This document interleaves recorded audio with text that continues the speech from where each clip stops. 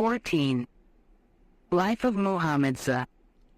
Slaves converted to Islam were dragged through the streets of Mecca over hard and hot sands and stones. Musnad, Volume 5, page 110. The slaves who believed came from all communities. Bilal was a Negro, Sahibra of Greek. They belonged to different faiths. Jab and Sahib were Christians, Bilal and Ammar, idol worshippers.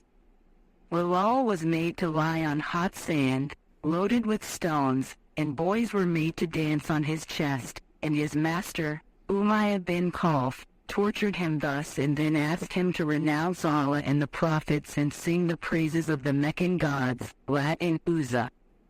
Bilal always said, Ahad, Ahad, God is one. Exasperated, Umayyah handed Bilal over to street boys, asking them to put a cord round his neck and drag him through the town over sharp stones. Bilal's body bled, but he went on muttering, Ahad, Ahad. Later, when Muslims settled in Medina and were able to live and worship in comparative peace, the Holy Prophet appointed Bilal a mueddin, the official who calls the worshippers to prayers.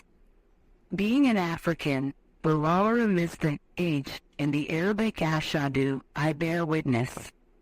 Medinite believers laughed at his defective pronunciation, but the Prophet rebuked them and told them how dear Bilal was to God for the stout faith he showed under Meccan tortures.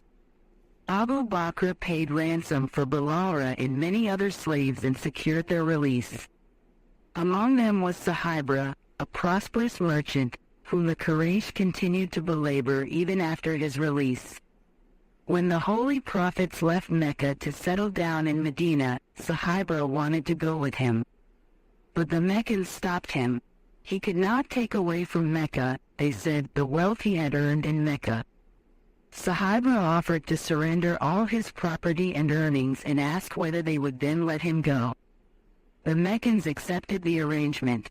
Sahib reached Medina empty-handed and saw the Prophet, who heard him and congratulated him, saying, "This was the best bargain of your life."